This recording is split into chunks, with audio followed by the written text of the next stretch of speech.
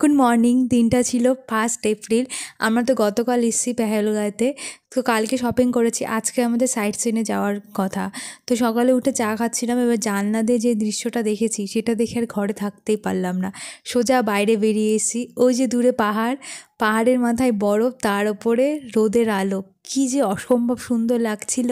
আর সামনে তো নদী ছিল, নদীটা সারা রাত ধরে যে নদীর আওয়াজ, মানে ঘুম পাড়ানির আওয়াজের মতো। মানে এত সুন্দর লোকেশানে যে আমাদের হোটেলটা ছিল, আর সকালবেলা উঠে এত সুন্দর দৃশ্য দেখতে পাবো সত্যিই কল্পনা করতে পারিনি।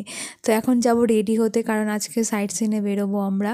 তো ওই যে মুখে আর একটা জ্বর ঠোসা হয়েছে, সেই যে বৈষ্ণোদেবী করে যে জ্বর ঠোসাটা বেরিয়েছিল সেটা আর কমতেই চাইছিল না। তো চলুন রেডি হয়ে নিই। আজকে আমরা যাচ্ছি পেহেলগামের যে সাইট সিন সেগুলো করতে। তো আজকে যাবো হচ্ছে আরু ভ্যালি, বেতাব ভ্যালি, চন্দনবাড়ি, এইসব জায়গাগুলোতে। এই যে বাইরে দেখুন উঠে এখন ফটোশ্যুট করে দিয়েছে রেডি হয়ে। তা আমাদের এখন গাড়ি আসবে, দিয়ে এখন বেরোবো সাইট সিনে। জম্মু থেকে যে গাড়িটা নিয়েছিলাম সেটা মূলত আলাদা করে গাড়ি নিতে হবে। তো এখন নিচে যাই, গিয়ে একটা গাড়ি বুক করে বেরোই। এখন শুভই তো রেডি হচ্ছে, চলুন গিয়ে দেখা হচ্ছে স্পটে। আমাদের গাড়ি চলে এসছে। এই গাড়িতে এখন আমরা যাব প্রথমে আরু, তারপর হচ্ছে চন্দনবাড়ি। এই ড্রাইভার দাদা বলছে নাকি আজকে বেতাবাড়িটা বন্ধ রয়েছে, যদি খোলা থাকে তবে যাওয়া হবে। তো পেহেলগাঁওতে জম্মু বা কাশ্মীরের কোনো গাড়ি পারমিশন দেয় না সাইট সিনের জন্য, এখানকার লোকাল গাড়িকেই ভাড়া করতে হয়। তো আমাদের যে হোটেলে ছিলাম সেই হোটেলে বলে রেখেছিলাম একটা গাড়ি বলে দেওয়ার জন্য, তারা এই গাড়িটা বুক করে দিয়েছে। এই যে লিডার নদী, এটা গোটা পেহেলগাঁও গ্রামটা জুড়েই বয়ে চলেছে এই নদীতে। আর চারপাশ দিয়ে দেখুন কি সুন্দর সব পাইন গাছগুলো। আজকে আমাদের কাশ্মীরের লাস্ট দিন, মানে সাইট সিইং এর জন্য সবাই এখন রেডি হয়ে বেরিয়ে পড়েছি। তো কেমন কাটলো এই কদিন? একটু মনটা খারাপও লাগছে সবার, যে আজকের দিনটা শেষ হলেই ঘোরা শেষ, আবার যে যার কাজে ফিরে যেতে হবে। তো আজকের দিনটা আমরা মজা করে নিই। আমরা এখন ঢুকছি আরু ওয়াইল্ড লাইফ স্যাঞ্চুরিতে। এখানে ঢুকতেও এন্ট্রি ফিস লাগবে, ওই জন্য এক একটা গাড়ি পরপর দাঁড়িয়ে রয়েছে। সবাই এখন টিকিট কাটছে, তারপরেই ঢুকতে পারবে।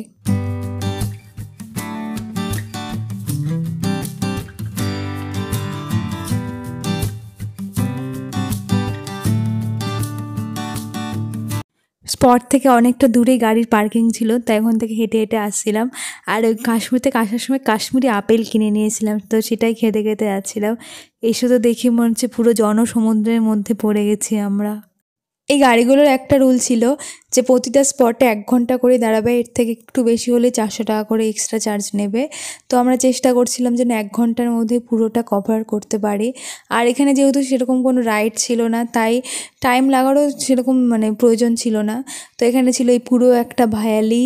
এটা বর্ষাকালে নাকি আরও বেশি ভালো লাগে, যেহেতু পুরো গ্রিন হয়ে থাকে মাঠটা, আর যে চারপাশে পাহাড়, তার উপরে ওই যে দূরে পাহাড়ে দেখতে পাচ্ছেন বরফ, আর সামনের পাহাড়গুলোতে হচ্ছে পাইন গাছগুলো। আর ওইদিকে মাকে দেখুন, ছবি তোলার কী যে নেশা। ওই যে পাথর ভেঙে ভেঙে ওই পিলারটার উপরে উঠতে গেছে, আর বাবা এনকারেজ করছে ওঠো ওঠো ওঠো। তো দেখেও বেশ মজা লাগছিল। এই কাশ্মীর ঘুরে আসার পরে এইসব জায়গা মানে আর চোখেই লাগছে না, মনে হচ্ছে যেন কী দেখে এসেছি। আর এগুলো কী, সেটা এক একটা মানে রূপ এক এক রকমের হয়, তো এটা একটা অন্যরকম সৌন্দর্য। কিন্তু ওই কাশ্মীরের ওই সোনমার্গ গুলমার্গের সৌন্দর্যের সাথে যেন এটা আর চোখেই লাগছে না কিছু। আর এখানে এসে ভালোই লাগছে। ফাঁকা থাকবে, ফটো তুলবো, যেখানেই ফটো তুলতে চাই। পেছনে দাদা একটু সরবেন একটু ফটো তুলবো। একটু ভাই দেখুন চারিদিকে মনে হচ্ছে যেন এসপ্ল্যানেডের ভিড়, প্রচুর লোক, প্রচুর ভিজিটার্স পড়ে। আর এই সময়টা তো কাশ্মীরটা সত্যি টিউলিপের জন্য ভিড়টা আরো বেশি। আর যারা এসছে তার মধ্যে যেখানেই যাচ্ছি বাঙালি আর বাঙালি, বাংলা একদম সব চারিদিকে জয় জয়কার হয়ে গেছে।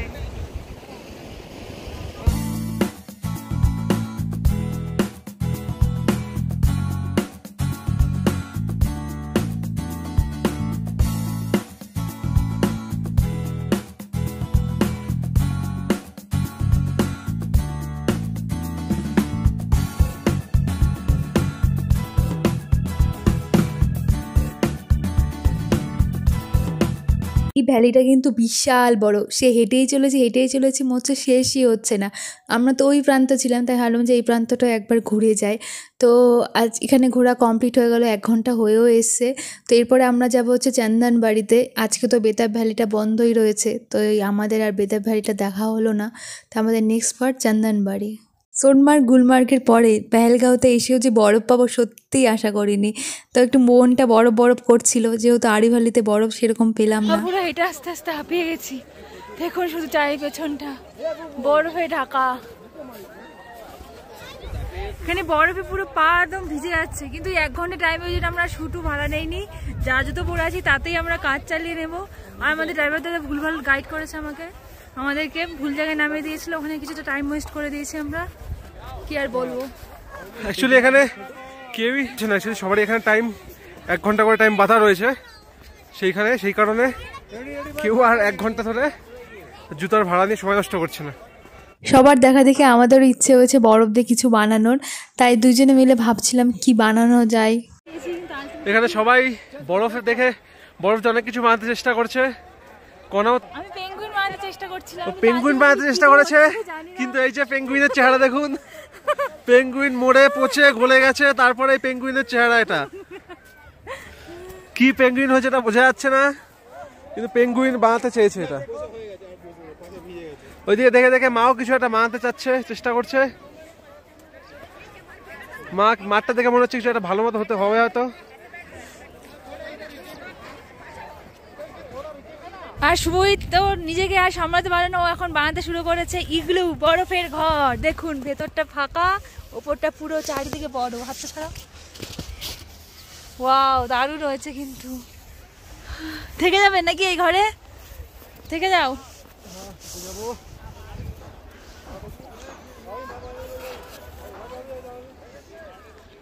এখানকার বরফগুলো দেখুন, মনে হচ্ছে যেন না পুরো লবণ ছড়িয়ে রেখেছে সাদা, পুরো মিহিদানা বরফগুলোর। তো আমাদের 1 ঘন্টা হয়ে গেছে, আর এখানকার ড্রাইভারগুলো খুব প্রফেশনাল, মানে আমাদের ভুল জায়গায় দাঁড় করে দিয়েছিল, ওখানে যে 15 মিনিট লস হয়েছে ওটাও কাউন্ট হয়েছে। পুরো 1 ঘন্টা তো 1 ঘন্টায়, ওর থেকে বেশি আর থাকা যাবে না। তো আমরা ওখানে 45 মিনিটস মতো ছিলাম।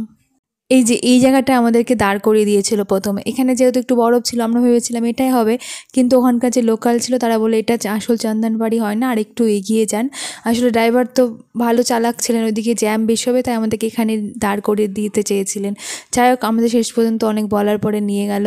আর এই যে এখান থেকে কিন্তু অমরনাথের যাত্রা শুরু হয়। এটাই হচ্ছে বেতাব ভ্যালি, যেটা বন্ধ ছিল, তাই আমরা ফেরার সময় উপর থেকেই দেখলাম। এখানে দাঁড়িয়ে একটু ছবি তুলবো ভাবছিলাম, কিন্তু উনি অ্যালাউ করলেন না। উনি বলছেন 1 ঘন্টা তো 1 ঘন্টায়, এখানে কিন্তু আলাদা করে চার্জ লাগবে। তাহলে ওপর থেকে যখন দেখতে পাচ্ছি আর শুধু সময় নষ্ট করবো না, কারণ আমাদের একটু খিদেও পেয়ে গিয়েছিল, গিয়ে লাঞ্চ করবো। আমরা সাথে হচ্ছে ইলেকট্রিক কেটেল ক্যারি করছিলাম, তো যখন বেরিয়েছিলাম সকালে ব্রেকফাস্টে ওই ম্যাগি খেয়ে বেরিয়েছিলাম, তো একটু খিদেও পেয়ে গেছিলো। আমাদের পেহেলগামে সব সাইট সিন কমপ্লিট, এখন 3টে মতো বাজে, আমরা যাচ্ছি লাঞ্চ করতে এই সামনের হোটেলে। দেখি এখন কি খাবার দাবার পাওয়া যায়। আমরা লাঞ্চ করতে এসেছিলাম এখানে, কি রেস্টুরেন্টের নাম ও ফুড রেস্টুরেন্ট। তো আজকে আমার মেনু এটা হচ্ছে গার্লিক নান, চিকেন, আচ্ছা কাশ্মীরি চিকেন, আর এটা হচ্ছে কড়াই পনির। আর যে বাবিন্দা নিজের চিকেন নিয়ে নিয়েছে, আর এটা ওদের হচ্ছে তন্দুরি রুটি। তো এখন খেয়ে নি, খুব খিদে পেয়েছে। এরপরে লাঞ্চ করে আমরা সোজা বেরিয়ে পড়েছিলাম মার্কেটের জন্য। তো এইভাবে কাটলো আজকের পুরো দিনটা। এরপরে তো কালকে আবার সেই বাড়ি ফেরার পালা। তো আপনাদের ব্লগটা কেমন লাগলো অবশ্যই জানাবেন, ভালো লাগলে লাইক করতে ভুলবেন না, এবং অবশ্যই সাবস্ক্রাইব করবেন। Thanks for watching, tata.